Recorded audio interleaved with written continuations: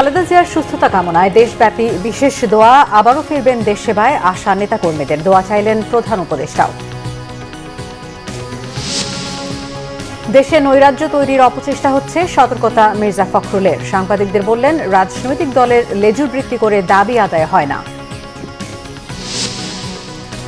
তৃতীয়বারের মতো দলের আমির হিসেবে দায়িত্ব নিলেন ডক্টর শফিকুর রহমান। ক্ষমতায় গেলে সর্বদলীয় সরকার করবে জামায়াত, ছাত্র নাগরিক সমাবেশে ঘোষণা। আসাদুজ্জামান কামালকে দিয়ে শুরু হবে প্রত্যর্পণ, বলেছেন প্রেস সচিব। আশা করছেন শেখ হাসিনাকেও ভারত থেকে ফেরত আনার।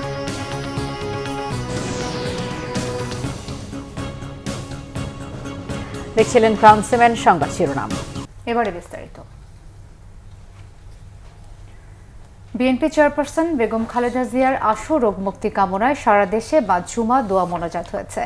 এদিকে তাকে দেখতে বিকেলে এভারকেয়ার হাসপাতালে যান বিএনপি মহাসচিব মির্জা ফখরুল ইসলাম আলমগীর ও স্থায়ী কমিটির সদস্য আমির খসরু মাহমুদ চৌধুরী। বেগম জিয়ার সুস্থতা কামনায় কেন্দ্রীয় কর্মসূচির অংশ হিসেবে বিএনপি মহাসচিব মির্জা ফখরুল ইসলাম আলমগীর, সিনিয়র যুগ্ম মহাসচিব রুহুল কবির রিজভী নয়াপল্টন মসজিদে দোয়া মোনাজাতে অংশ নেন।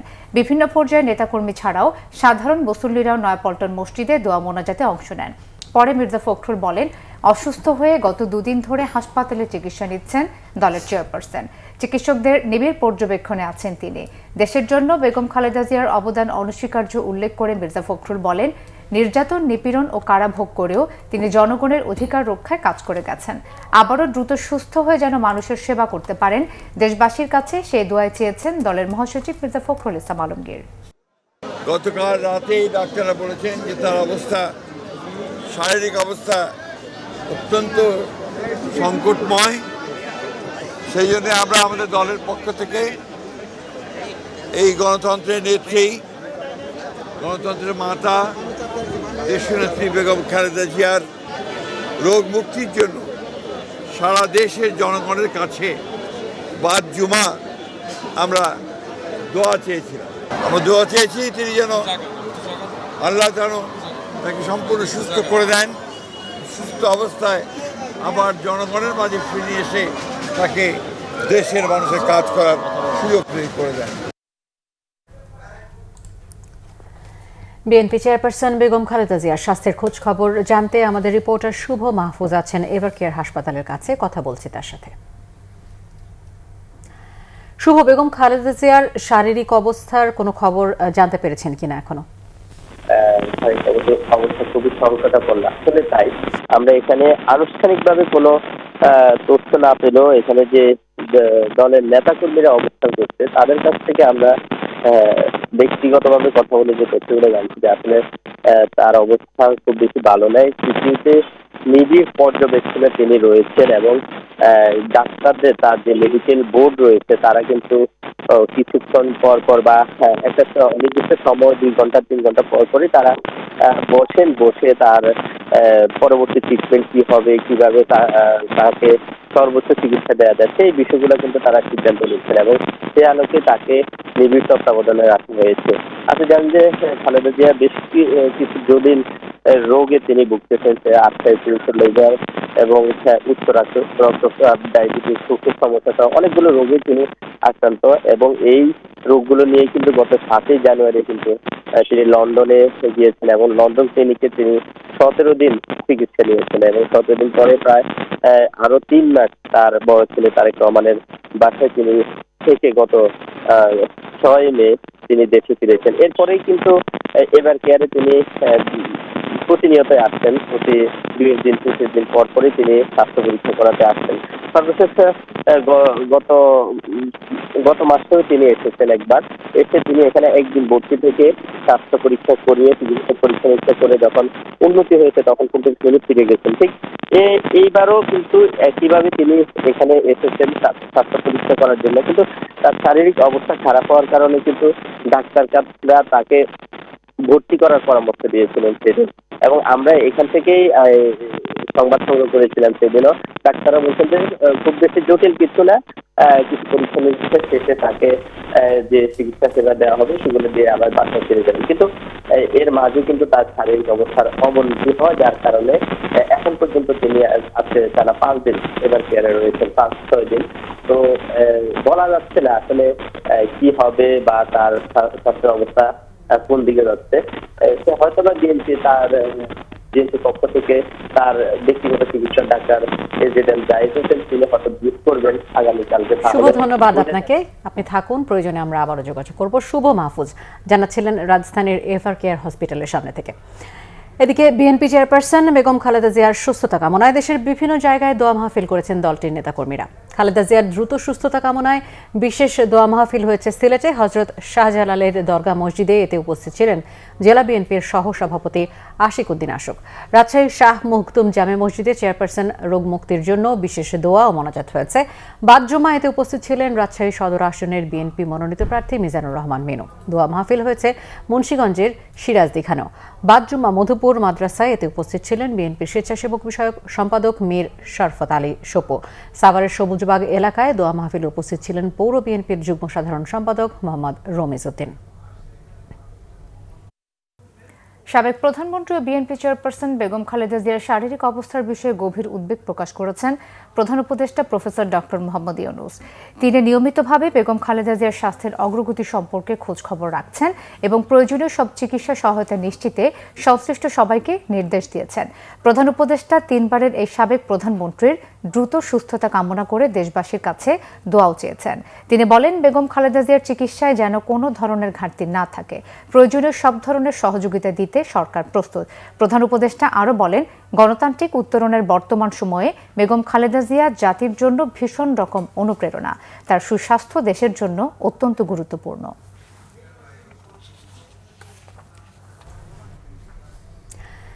বাংলাদেশে পাট ভিত্তিক উৎপাদনে বড় বিনিয়োগের পরিকল্পনা করছে চীন। সেই সঙ্গে গ্রিন টেকনোলজি, বস্ত্র এবং ওষুধ শিল্পে বিনিয়োগে আগ্রহী দেশটির বিনিয়োগকারীরা। উৎপাদন খাতে বিনিয়োগে চীনের আগ্রহকে স্বাগত জানিয়েছেন প্রধান উপদেষ্টা ডক্টর মোহাম্মদ ইউনূস। রাষ্ট্রীয় অতিথি ভবন যমুনায় প্রধান উপদেষ্টার সাথে সাক্ষাৎকালে সফররত চায়না এক্সিম ব্যাংকের ভাইস প্রেসিডেন্ট ইয়াং ডংনিং বিনিয়োগে তাদের আগ্রহের কথা জানান। রাষ্ট্রীয় প্রতিষ্ঠান ইনস্টিটিউট অফ ফাইন্যান্স অ্যান্ড সাস্টেইনেবিলিটির সভাপতি ডক্টর মাজুন এ সময় তার সাথে ছিলেন। ইয়াং ডংনিং বলেন, দীর্ঘদিন ধরে চীন বাংলাদেশের বৃহৎ অবকাঠামো প্রকল্পগুলিতে ব্যাপক বিনিয়োগ করে আসছে, তবে এখন তাদের বিনিয়োগকারীরা মনোযোগ দিচ্ছেন মূল উৎপাদন খাতের দিকে। এর মধ্যে সৌর প্যানেল, পাটে বড় আকারের বিনিয়োগের পাশাপাশি জৈব সার এবং প্লাস্টিকের বিকল্প উৎপাদনেও গুরুত্ব দিচ্ছেন তারা। ডক্টর মাজুন জানান, পাট নিয়ে বাংলাদেশের সাথে যৌথ উদ্যোগে কাজ করতে চান তারা। এ সময় ওষুধ ও স্বাস্থ্যসেবাকে চীনা বিনিয়োগের জন্য শক্তিশালী সম্ভাবনার ক্ষেত্র হিসেবে উল্লেখ করেন ডক্টর মোহাম্মদ ইউনূস। হংকংয়ে আবাসিক এলাকায় অগ্নিকাণ্ডে প্রাণহানির ঘটনায় তিনি সমবেদনা প্রকাশ করেন।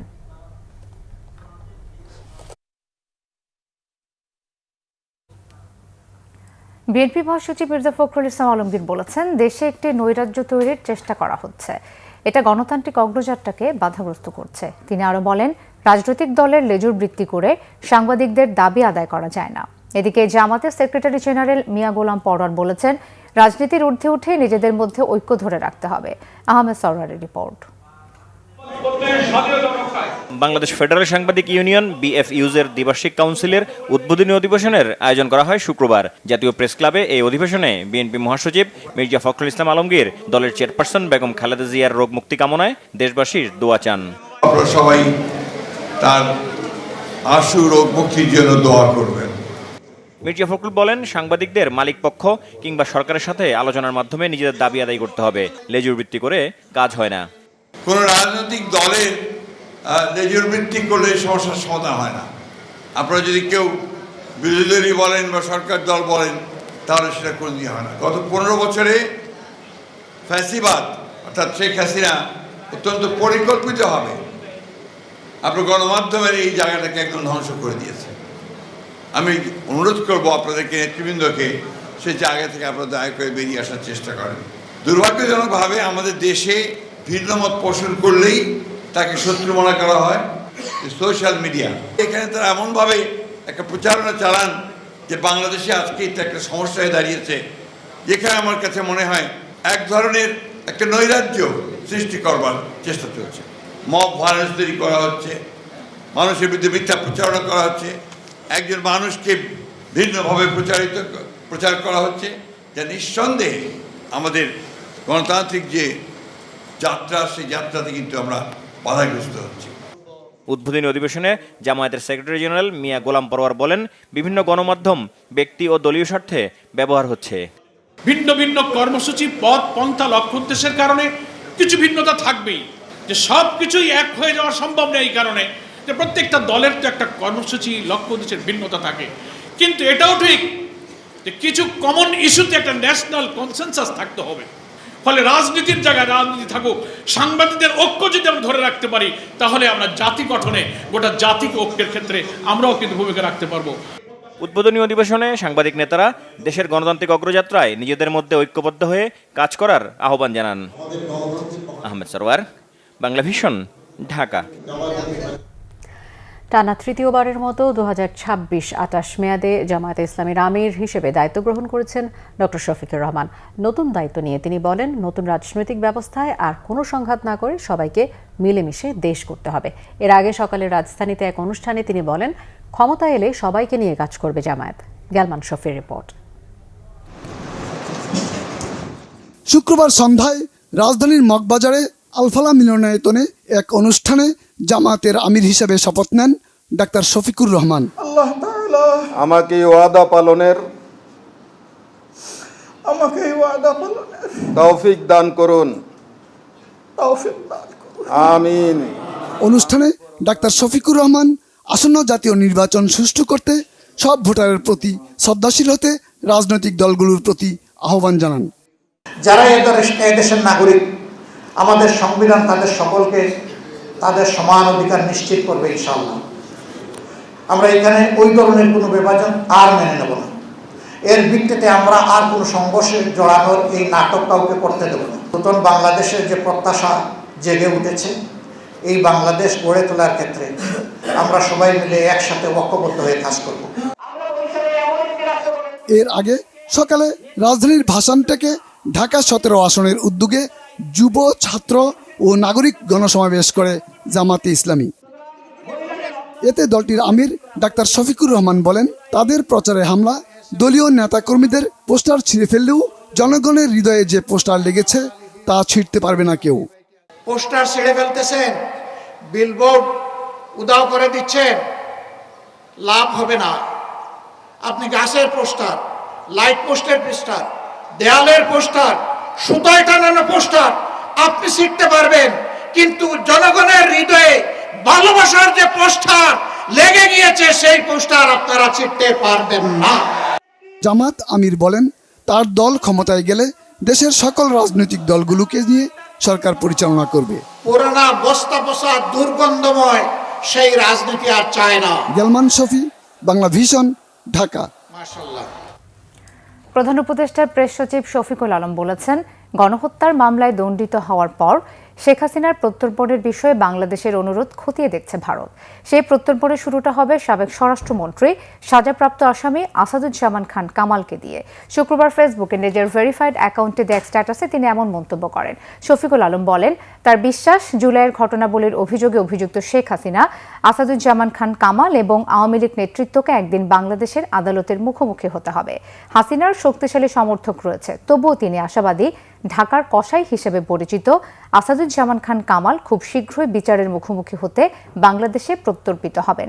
হাসিনার প্রায় 16 বছরের শাসন আমলে সংগঠিত অপরাধগুলো সম্পর্কে যতদিন যাচ্ছে ততই তথ্য বেরিয়ে আসছে বলেও প্রেস সচিব মন্তব্য করেছেন। সেই সঙ্গে গণহত্যা ও গুমের ঘটনায় কামালের ভূমিকা বৈশ্বিক গণমাধ্যমে আরও বেশি মনোযোগ পাবে বলেও মনে করেন প্রেস সচিব। ঢাকা 6 আসনে বিএনপির মনোনীত প্রার্থী ইশরাক হোসেন জানিয়েছেন, বিএনপি জনগণের কাছে যে ওয়াদা করেছে তা বাস্তবায়ন করতে এবারে তারা রাজপথে ও নির্বাচনী মাঠে রয়েছেন। শুক্রবার 46 নম্বর ওয়ার্ড বিএনপি ও অঙ্গ সংগঠনের উদ্যোগে মিল ব্যারাক 0 পয়েন্টে নবনির্মিত ফোয়ারা উদ্বোধন অনুষ্ঠানে তিনি কথা বলেন। ইশরাক হোসেন বলেন, নির্বাচিত সরকার ছাড়া দেশে কোনো সংস্কারই বাস্তবায়ন সম্ভব নয়। সংস্কার চলমান প্রক্রিয়া হতে পারে, কিন্তু নির্বাচন থামিয়ে রাখা যায় না। তিনি অভিযোগ করেন, গত 17 বছরে ফ্যাসিবাদী শাসনের মাধ্যমে রাষ্ট্রকে ইচ্ছাকৃতভাবে বিভক্ত করা হয়েছে। মুক্তিযুদ্ধের পক্ষ বিপক্ষ বলে জাতিকে ভাগ করে শোষণ চালানো হয়েছে। এই বিভাজনের রাজনীতির বিরুদ্ধে জনগণ রুখে দাঁড়িয়েছে। অন্তর্বর্তী সরকারের ঘোষিত নির্বাচনের সময় নিয়ে আশাবাদী তিনি বলেন, নির্বাচন পেছানোর ষড়যন্ত্র এখনো চলছে, এজন্য সবাইকে ঐক্যবদ্ধ থাকার আহ্বান জানান ইশরাক হোসেন। বাংলাদেশে গণতন্ত্র প্রতিষ্ঠার জন্য এবং গণতন্ত্র প্রতিষ্ঠা করতে হলে একটি সুষ্ঠু, অবাধ, গ্রহণযোগ্য, নিরপেক্ষ নির্বাচন ছাড়া অন্য আর কোনো পন্থাই নাই। যে গণ অভ্যুত্থানের পক্ষের যারা শক্তি আমরা রয়েছি, আমাদের মধ্যে যদি কোনো ভেদ তৈরি হয়, কোনো ফাটল তৈরি হয়, তাহলে আলটিমেটলি খুব স্বাভাবিক সেটার পূর্ণাঙ্গ বেনিফিট, পূর্ণাঙ্গ সুবিধা পতিত স্বৈরাচারী ফ্যাসিবাদ আওয়ামী লীগই পাবে। বিএনপি স্বাস্থ্য বিষয়ক সম্পাদক ডাক্তার রফিকুল ইসলাম জানান, কড়াইল বস্তিতে আগুন লাগার পর থেকে বিএনপির ভারপ্রাপ্ত চেয়ারম্যান তারেক রহমানের নির্দেশে বসানো মেডিকেল ক্যাম্পের অধীনে 2 দিনে প্রায় 2000 ব্যক্তিকে ফ্রি চিকিৎসা সেবা দেওয়া হয়েছে, যাদের বেশিরভাগই শিশু, নারী ও বৃদ্ধ। শুক্রবার দুপুরে কড়াইল বস্তির মাজার রোডে অস্থায়ী ফ্রি মেডিকেল ক্যাম্পে তিনি এসব তথ্য জানান। ডাক্তার রফিকুল ইসলাম আরও জানান, ঘটনার দিন থেকে তাদের টিমের সদস্যরা কাজ করছেন। তারা প্রথম দিন সেবা দিয়ে 2 দিন পর্যবেক্ষণ করছেন। এই মেডিকেল ক্যাম্পে সাড়া দিয়ে ঘরপোড়া লোকজন ছাড়াও বস্তির লোকজন স্বাস্থ্য পরীক্ষা করাচ্ছেন। প্রেশার মেপে কেউ কেউ ওষুধ নিচ্ছেন। সেবা নিতে আসা লোকজনের মধ্যে বেশিরভাগই জ্বর ও সর্দির ওষুধ খুঁজছেন। ডায়রিয়া কিংবা আঘাতপ্রাপ্ত যে কেটে গেছে বা সেই ধরনের রোগীগুলো আসছে, বা চর্মরোগের কিছু রোগী আমরা কিন্তু পাচ্ছি। আর আপনাদেরকে আমরা বলেছি যে আমাদের এই ক্যাম্প আমরা যেখানেই করি না কেন, শুধু এখানে নয়, সারা বাংলাদেশে যখনই কোনো মেডিকেল ক্যাম্প করি, আমরা কিন্তু শুধু চিকিৎসাটা ফ্রি নয়, আমরা বিনামূল্যে তাদেরকে ওষুধ প্রদানও করি। তাই যার কারণে আমাদের এটা বলার প্রয়োজন হয় না যে আমরা ওষুধ থেকে আমরা সাথে সাথে যারা আসছে আপনি দেখতেই পাচ্ছেন যে আমরা তাদেরকে কিন্তু সাথে সাথে চিকিৎসা প্রদান এবং সাথে সাথে আমরা বিনামূল্যে ওষুধ আমরা দিয়ে যাচ্ছি। চট্টগ্রামের লালদিয়া ও ঢাকার পানগাঁও বন্দর পরিচালনার গুরুদায়িত্ব বিদেশিদের হাতে তুলে দেওয়ার চুক্তি নিয়ে বইছে সমালোচনার ঝড়। $1 মিলিয়ন জরিমানার ট্র্যাক রেকর্ড থাকা বিদেশি কোম্পানিকেই কেন বন্দর পরিচালনার দীর্ঘমেয়াদী দায়িত্ব দেয়া হলো তা নিয়ে প্রশ্ন টিআইবির। 2 মাসের প্রক্রিয়া তড়িঘড়ি করে মাত্র 2 সপ্তাহে করার ফলে লাভের চেয়ে ক্ষতির শঙ্কা অর্থনীতি বিশ্লেষকদের। এই চুক্তি যেন আদানি বিদ্যুৎ চুক্তির মতো গলার কাঁটা না হয় সে ব্যাপারে সতর্ক করেছেন তারা। জিয়াউল হক সবুজের রিপোর্টে বিস্তারিত। কর্ণফুলীর পতেঙ্গায় লালদিয়ার চরে আগামী বছর নির্মাণ হতে যাচ্ছে অত্যাধুনিক এলসিটি টার্মিনাল। এর অংশ হিসাবে 39 একর জায়গা বরাদ্দের পাশাপাশি গেল 17 নভেম্বর বিদেশি একটি কোম্পানির সাথে চুক্তিও করেছে সরকার। সেই চুক্তির সমালোচনা করছেন বিভিন্ন রাজনৈতিক দলের শীর্ষ পর্যায়ের নেতারা। আন্তর্জাতিক এজেন্সির কাছ থেকে উন্মুক্ত পদ্ধতিতে দরপত্র আহ্বান না করে 33 বছরের জন্য করা এই চুক্তির স্বচ্ছতা নিয়ে প্রশ্ন তুলেছে টিআইবি। আমরা কেন উদ্বিগ্ন হচ্ছি তার একটা কারণ হলো যে এই ধরনের ডিল কিন্তু হয়েছে যেমন আদানির সাথে, যেটার মূল্য আমাদেরকে এমনভাবে দিতে হয়েছে, আর এমন একটা অবস্থায় আমরা গেছি, এখন আমরা এটা গিলতেও পারছি না, ফেলতেও পারছি না, কারণ এটা এমন একটা ডিল হয়েছে যেটা আমাদের স্বার্থের সম্পূর্ণ পরিপন্থী। এরা প্রফিট করবে, which is part of the business, আমরা কিছু পাবো, সেটা পার্ট অফ দ্য বিজনেস, তাই তো আমরা মানে রাষ্ট্র। তো এখন আমরা কি শর্তে কিভাবে তাদেরকে যে মুনাফার সুযোগটা দিচ্ছি, এবং সেইখানে নর্মাল ইন্টারন্যাশনাল বিজনেস স্ট্যান্ডার্ড মান্য করা হয়েছে কিনা, এই ধরনের বিষয়গুলো কিন্তু জানার অধিকার মানুষের আছে। অর্থনীতি বিশ্লেষকরাও বলছেন, অ্যাডহক ভিত্তিতে একক কোনো কোম্পানির সঙ্গে চুক্তির ফলে লাভের চেয়ে ক্ষতির সংখ্যাই বেশি। চুক্তিগুলো যদি যথাযথভাবে আলাপ আলোচনার মাধ্যমে না হয় এবং সেখানে যদি শর্তের বিষয় এবং সুবিধাদি বিষয়গুলো যদি পুঙ্খানুপুঙ্খভাবে সকল পক্ষের সাথে আলাপ আলোচনা করে না নেওয়া হয়, তাহলে অনেক সময় সেটা লাভের চেয়ে ক্ষতি বা দায়ের বিষয় হয়ে দাঁড়াতে পারে। আমাদের কাছে মনে হচ্ছে দীর্ঘমেয়াদী চুক্তিগুলো গণতান্ত্রিক সরকারগুলো নেওয়াটাই যৌক্তিক। অন্তর্বর্তী সরকার একটি সুনির্দিষ্ট দায়িত্ব নিয়ে আসছে, সুতরাং এই ধরনের কৌশলগত সিদ্ধান্ত নেওয়ার বিষয়টিতে অন্তর্বর্তী সরকার না জানানোটাই আমাদের কাছে বাঞ্ছনীয় মনে হয়। শুধুমাত্র অর্থনৈতিক এজেন্সি যারা, তাদের সাথে আলাপ আলোচনা না, এর সঙ্গে সামরিক বেসামরিক অন্যান্য যে সমস্ত এজেন্সিগুলো আছে তাদের সাথেও কিন্তু এই ধরনের চুক্তিগুলো নিয়ে আলাপ আলোচনা করার প্রয়োজন রয়েছে। বন্দর নিয়ে করা চুক্তিতে দেশের স্বার্থবিরোধী শর্ত থাকলে সেটা যেন পরবর্তী রাজনৈতিক সরকার পুনর্বিবেচনার সুযোগ পায়, সেই শর্ত যুক্ত করার পরামর্শ অর্থনীতি বিশ্লেষকদের। জিয়াউল হক সবুজ, বাংলা ভিশন, ঢাকা। বাংলাদেশের সার্বভৌমত্বকে বিদেশিদের হাতে তুলে দিতে চেষ্টা করছে একটি মহল।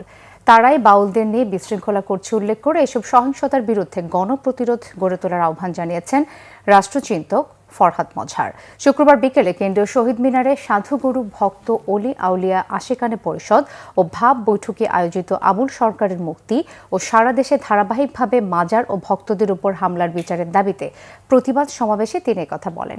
আরও বলেন, শেখ হাসিনার ফ্যাসিবাদ চলে গেলেও সমাজ থেকে ফ্যাসিস্ট শক্তি পুরোপুরি যায়নি। অভিযোগ করেন, ধর্মের নামে ইসলাম বিরোধী কাজ করে দেশকে ধ্বংস করতে চায় একটি মহল, যারা ইসলামের কার্ড বিক্রি করে ভোট করতে চায়।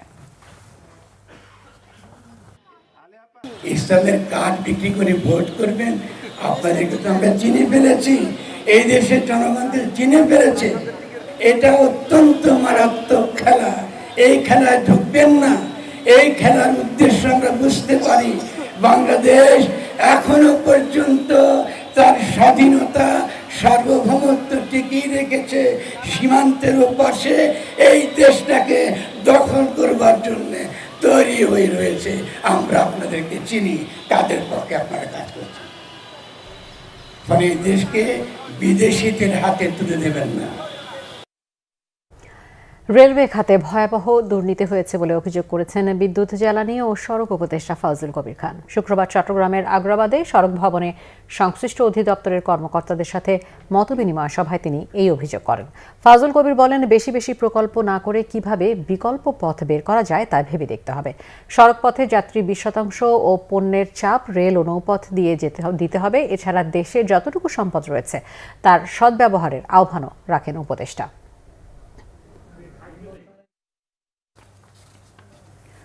প্রথমবারের মতো 60 সিনিয়র সদস্যদের মধ্যে অনুসন্ধানী সাংবাদিকতায় পুরস্কার দিল ঢাকা রিপোর্টার্স ইউনিটি। এবার অনুসন্ধানী সাংবাদিকতায় পুরস্কার পান দৈনিক আমার দেশের নির্বাহী সম্পাদক সৈয়দ আবদাল আহমদ। পুরস্কার হিসেবে ক্রেস্ট ও 1 লাখ টাকার চেক তুলে দেন প্রধান উপদেষ্টা প্রেস সচিব শফিকুল আলম। ঢাকা রিপোর্টার্স ইউনিটের মিলনায়তনে সম্মাননা অনুষ্ঠানে সাংবাদিক, লেখক, কলামিস্ট সৈয়দ আবদাল আহমেদের কর্মময় জীবনের প্রশংসা করেন গণমাধ্যমের সিনিয়র সাংবাদিকরা। তাকে সম্মানিত করার মাধ্যমে সংগঠন হিসেবে ডিআরইউ সম্মানিত বোধ করছে। প্রেস সচিব শফিকুল আলম জানান, সাংবাদিকতা করতে বয়স কোনো বাধা হতে পারে না। সৈয়দ আবদাল আহমদ আলোকবর্তিতা হয়ে সে পথ দেখিয়েছেন।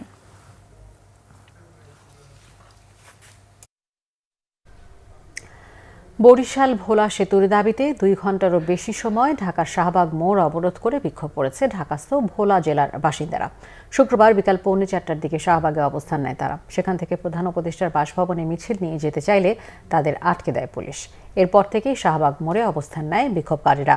নিজেদের দাবির পক্ষে বিভিন্ন স্লোগান দিতে থাকে তারা। সন্ধ্যা 6:15টার দিকে 72 ঘন্টার মধ্যে দাবি মেনে নেয়ার আলটিমেটাম দিয়ে নতুন কর্মসূচি ঘোষণা করে আন্দোলনকারীরা। সোমবারের মধ্যে দাবি না মানলে ভোলা থেকে 16 জেলার বিদ্যুৎ সরবরাহ বন্ধ করে দেওয়ার পাশাপাশি গ্যাস ও কাঁচামাল সরবরাহ বন্ধ করে দেওয়ার হুঁশিয়ারি দেয় আন্দোলনকারীরা। এরপরই সন্ধ্যা 6:30টার দিকে পুলিশ শান্তিপূর্ণভাবে তাদের সরিয়ে দেয়।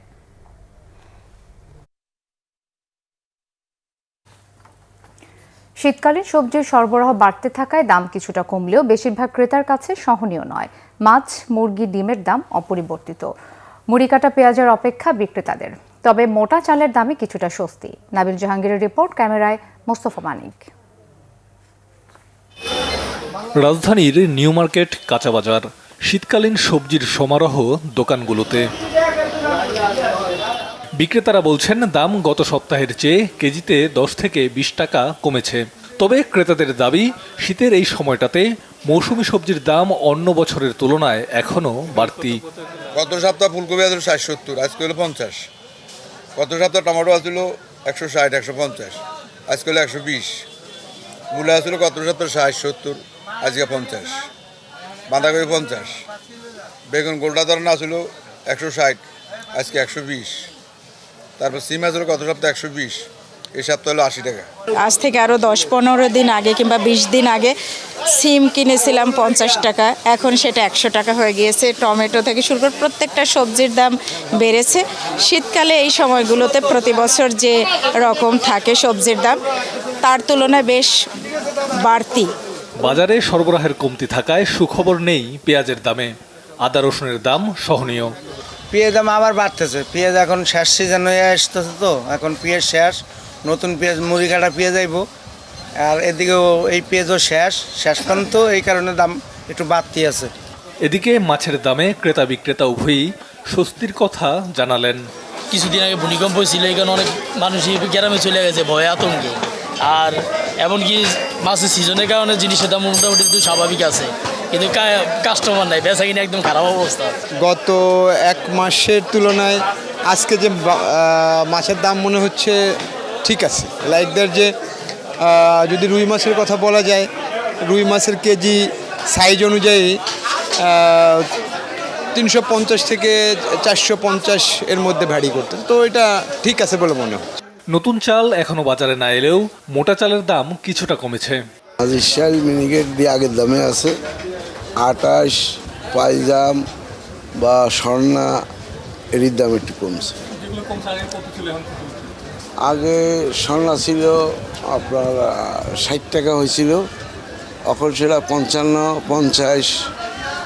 আর পাইজাম চাহিদা ছিল 65, এখন হয়েছে 60, 58। গত সপ্তাহের মতো এই সপ্তাহেও ব্রয়লার মুরগি বিক্রি হচ্ছে 160 থেকে 70 টাকায়। এছাড়া ডিমের দামেও তেমন কোনো পরিবর্তন নেই। নাবিল জাহাঙ্গীর, বাংলা ভিশন, ঢাকা। ঢাকা বিশ্ববিদ্যালয়ের institute of business administration IB এর ভর্তি পরীক্ষার মধ্যে দিয়ে শুরু হলো বিশ্ববিদ্যালয়ের ভর্তিযুদ্ধ। শুক্রবার সকাল 10টায় ভর্তি পরীক্ষা শুরু হয়ে শেষ হয় বেলা 12টায়।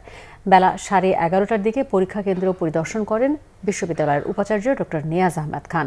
পরে সাংবাদিকদের সাথে কথা বলেন তিনি। উপাচার্য জানান, 120 সিটের বিপরীতে এবারের IB ভর্তি পরীক্ষায় অংশ নিয়েছেন 9,526 জন শিক্ষার্থী। প্রতিটি সিটের জন্য লড়ছেন 80 জন শিক্ষার্থী। IB সহ অন্যান্য ইউনিটের ভর্তি পরীক্ষা সুচারুভাবে সম্পন্ন করতে বিশ্ববিদ্যালয়ের প্রস্তুতি রয়েছে বলে জানান ডক্টর নিয়াজ আহমেদ খান। জানান, HSCর ফলাফলের গুণগত মান ভালো হওয়ায় এবার পরীক্ষার্থীর সংখ্যা কমেছে। ঢাকা বিশ্ববিদ্যালয়ের এই পরীক্ষাগুলো খুবই, আমরা সংখ্যার চাইতে বেশি গুরুত্ব দিচ্ছি যে এবার আমরা যখন খাতা কাটা শুরু করব, পরীক্ষা যখন আমাদের মূল্যায়ন শুরু হবে, তখন এটি আরও পরিষ্কার হবে আমাদের কাছে। আমাদের ধারণা হচ্ছে যে গুণগত মান বাড়ার কারণে এটি সংখ্যাটা কমেছে এবং সেটি এক অর্থে আমাদের জন্য ভালো। টঙ্গীতে 5 দিনের জোর ইজতেমা শুরু আজ। এর আয়োজন করে তাবলিগ জামাত বাংলাদেশ, শুরাই নিজাম। বিশ্ব ইজতেমা ময়দানে ফজরের নামাজের পর আম বয়ানের মধ্য দিয়ে শুরু হয়েছে জোর ইজতেমা। আগামী মঙ্গলবার আখিরি মোনাজাতের মধ্য দিয়ে শেষ হবে এই জোর ইজতেমা। প্রতি বছর ইজতেমার পূর্ব প্রস্তুতি হিসেবে এই জোর ইজতেমা হয়। এখানে তাবলিগের সাথীরা পুরো বছরের কাজের কারগুজারি বা রিপোর্ট পেশ করেন এবং মুরব্বীদের কাছ থেকে রাহবারি নেওয়ার সুযোগ পান। এই উপলক্ষে দেশ বিদেশের শুরাই নিজামের প্রবীণ মুরব্বীরা টঙ্গীতে সমবেত হয়েছেন। সারা বছরের কাজের সঠিক নকশা ও দিক নির্দেশনা নির্ধারণের পাশাপাশি আমল, দাওয়াত, তরতিব এবং দেশের প্রেক্ষাপটে করণীয় বর্জনীয় বিষয়ে গুরুত্বপূর্ণ বয়ান উপস্থাপন করা হয়। জোর ইজতেমায় কেবল 3 চিল্লার সাথী এবং কমপক্ষে 1 চিল্লার সময় লাগানো আলেমরা অংশ নিতে পারেন। সরকারি সিদ্ধান্তের আলোকে মূল ইজতেমা হবে ত্রয়োদশ সংসদ নির্বাচনের পর।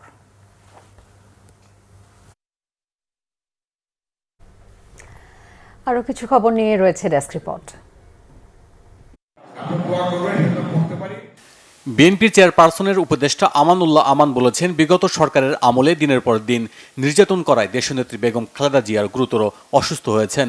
সাভার আমিনবাজার কেন্দ্রীয় জামে মসজিদে বেগম খালেদা জিয়ার রোগ মুক্তি কামনায় দোয়া মাহফিলে প্রধান অতিথির বক্তব্যে তিনি একথা বলেন। এদিকে সন্ধ্যায় কেরানীগঞ্জের মালঞ্চ এলাকায় হিন্দু সম্প্রদায়ের রাধাগোবিন্দ ও নাট মন্দিরের ভিত্তিপ্রস্তর স্থাপন করেছেন বিএনপির এই নেতা। এ সময় সাম্প্রদায়িক সম্প্রীতিতে জোর দেন তিনি। বিএনপির যুগ্ম মহাসচিব সৈয়দ ইমরান সালে প্রিন্স বলেছেন, বেগম খালেদা জিয়া দেশের গণতান্ত্রিক আন্দোলনের প্রতীক। গুরুতর অসুস্থ থাকার পরেও তিনি উন্নত চিকিৎসার সুযোগ থেকে বঞ্চিত ছিলেন। ময়মনসিংহের হালুয়াঘাটে বিএনপির চেয়ারপারসনের দ্রুত আরোগ্য কামনায় দোয়া মাহফিলে তিনি একথা বলেন। বিএনপি ক্ষমতায় এলে দেশে দুর্নীতিমুক্ত শিক্ষা ব্যবস্থা গড়ে তোলা হবে জানিয়েছেন বিএনপির সাংগঠনিক সম্পাদক শামা ওবায়েদ। বিকালে ফরিদপুরের নগরকান্দায় এসএসসি ও এসএসসি জিপিএ 5 প্রাপ্ত শিক্ষার্থীদের সংবর্ধনার প্রধান অতিথির বক্তব্যে তিনি একথা বলেন। বিএনপি চেয়ারপারসন বেগম খালেদা জিয়ার রোগ মুক্তি ও সুস্থতা কামনায় নারায়ণগঞ্জের সোনারগাঁওয়ে বিভিন্ন মসজিদে দোয়া ও মিলাদ মাহফিল হয়েছে। বারোদি কেন্দ্রীয় মসজিদে জুম্মার নামাজ আদায় করে এতে অংশ নেন সাবেক প্রতিমন্ত্রী অধ্যাপক রেজাউল করিম। উপস্থিত ছিলেন ইউনিয়ন ও পুর বিএনপির নেতাকর্মীরা। বিএনপির ভারপ্রাপ্ত চেয়ারম্যান তারেক রহমান ঘোষিত রাষ্ট্র কাঠামো মেরামতের 31 দফা এবং ধানের শীষ প্রতীকের পক্ষে গণসংযোগ করেছেন ঢাকা মহানগর দক্ষিণ বিএনপির যুগ্ম আহ্বায়ক হাজী মনির হোসেন। আজিমপুর গোরস্থান শাহী জামে মসজিদ এলাকা থেকে শুরু করে আজিমপুর লালবাগ শহীদনগর এবং আমলিগোলা এলাকায় গণসংযোগ করেন তিনি। এ সময় বিএনপি এবং এর বিভিন্ন অঙ্গ ও সহযোগী সংগঠনের নেতাকর্মীরা উপস্থিত ছিলেন। বগুড়া 6 আসনের প্রার্থী বিএনপির ভারপ্রাপ্ত চেয়ারম্যান তারেক রহমানকে সর্বোচ্চ ভোটে নির্বাচিত করার প্রত্যয়ে গণপ্রচারণা ও মিছিল করেছে নেতাকর্মীরা। বিকেলে আসনের বিভিন্ন এলাকায় এই মিছিলে কয়েক হাজার নারী পুরুষ অংশ নেন। যশোর 1 আসনে বিএনপির মনোনীত প্রার্থী মুফিকুল হাসান তৃপ্তির পক্ষে উঠান বৈঠক ও গণসংযোগ করেছেন নেতাকর্মীরা। বিকেলে বেনাপোল বনফিল্ড মাঠে বৈঠকের শুরুতে দলের চেয়ারপারসন বেগম খালেদা জিয়ার সুস্থতা কামনায় বিশেষ দোয়া করা হয়। বিভিন্ন ভিত্তিহীন দাবি নিয়ে আন্দোলনের অজুহাতে আওয়ামী লীগ ও তাদের দোসরদের টেক্সটাইল সেক্টর অরাজকতা সৃষ্টির ষড়যন্ত্রের প্রতিবাদে সমাবেশ অনুষ্ঠিত হয়েছে। জাতীয় প্রেস ক্লাবের সামনে জেটেপের প্রতিবাদ সমাবেশে প্রধান অতিথি ছিলেন বিএনপি চেয়ারপারসনের উপদেষ্টা জয়নুল আবেদিন ফারুক। সভাপতিত্ব করেন জেটেপ সভাপতি ইঞ্জিনিয়ার মোহাম্মদ ফখরুল আলম। ঢাকা 11 আসনে জামায়াতে ইসলামী মনোনীত সংসদ সদস্য প্রার্থী অ্যাডভোকেট আতিকুর রহমানের নেতৃত্বে গণমিছিল অনুষ্ঠিত হয়েছে। শাহজাদপুরের সুবাস্তু নজর ভ্যালি শপিং কমপ্লেক্স থেকে শুরু হয়ে রামপুরে এসে গণমিছিলটি শেষ হয়। সাধারণ ভোটার এবং নেতাকর্মী সমর্থকদের উপস্থিতিতে উৎসবমুখর পরিবেশ তৈরি হয়। ডায়াবেটিক্স অ্যাসোসিয়েশন অব বাংলাদেশ অঙ্গ প্রতিষ্ঠান ন্যাশনাল হেলথ কেয়ার নেটওয়ার্কের 5ম সায়েন্টিফিক সভা হয়েছে রাজধানীতে। বসুন্ধরা কনভেনশন সেন্টারে বক্তারা বলেন, এখনও দেশের অর্ধেকের বেশি ডায়াবেটিক্স রোগী জানেন না তারা ডায়াবেটিক্স আক্রান্ত। বৈশ্বিক নারী স্বাস্থ্যের প্রতি প্রতিশ্রুতি আরও শক্তিশালী করে স্যানিটারি ন্যাপকিন সোপি অ্যান্টিব্যাকটেরিয়া নিয়ে বাজারে আসছে বৈশ্বিক ফেমিনিন কেয়ার বাজারের শীর্ষস্থানীয় ব্র্যান্ড ইউনিট্রাম গ্রুপ। এ উদ্যোগকে আরও শক্তিশালী করতে এর অফিসিয়াল ব্র্যান্ড অ্যাম্বাসেডর হিসেবে অভিনেত্রী তানজিম সায়ারা তটিনিকে ঘোষণা করা হয়েছে। এতে বক্তব্য রাখেন ইউনিট্রাম কর্পোরেশনের ম্যানেজিং ডিরেক্টর ইউজির ইকেতা সান, sales senior director Ashis Kumar Verma. লোককথার প্রখ্যাত চরিত্র সিন্ডারেলা এবার মঞ্চে এনেছে স্কলাস্টিকা গুলশান ও বনানী জুনিয়র শাখা। সন্ধ্যায় স্কলাস্টিকার উত্তরা সিনিয়র শাখার STM মিলনায়তনে নাটকটি মঞ্চস্থ হয়। এতে প্রধান অতিথি ছিলেন প্রখ্যাত অভিনেত্রী ও মিডিয়া ব্যক্তিত্ব ত্রপা মজুমদার। বক্তব্য রাখেন স্কলাস্টিকা বনানী এবং গুলশান জুনিয়র শাখার প্রিন্সিপাল সৈয়দা ফারদা ফারহানা আলম। সঞ্চালনা করেন একাডেমিক সুপারভাইজার শারমিন মোশারফ। নাটকটির পাণ্ডুলিপি তৈরি ও নির্দেশনায় ছিলেন শিক্ষিকা ইবা আফরোজ। সঙ্গীত প্রযোজনা করেন খোয়াম সানু সন্দেই। Bangla Vision news desk. সংবাদ শেষ করব ক্রাউন সিমেন্ট শিরোনামগুলো আরো একবার জানিয়ে। খালেদা জিয়ার সুস্থতা কামনায় দেশব্যাপী বিশেষ দোয়া। আবারও ফিরবেন দেশ সেবায় আশা নেতা কর্মীদের, দোয়া চাইলেন প্রধান উপদেষ্টাও। দেশে নৈরাজ্য তৈরির অপচেষ্টা হচ্ছে, সতর্কতা মির্জা ফখরুলের। সাংবাদিকদের বললেন, রাজনৈতিক দলের লেজুর বৃত্তি করে দাবি আদায় হয় না। তৃতীয়বারের মতো দলের আমির হিসেবে দায়িত্ব নিলেন ডাক্তার শফিকুর রহমান। ক্ষমতায় গেলে সর্বদলীয় সরকার করবে জামাত, ছাত্র নাগরিক সমাবেশে ঘোষণা। আসাদুজ্জামান কামালকে দিয়ে শুরু হবে প্রত্যর্পণ, বলেছেন প্রেস সচিব। আশা করছেন শেখ হাসিনাকেও ভারত থেকে ফেরত আনার।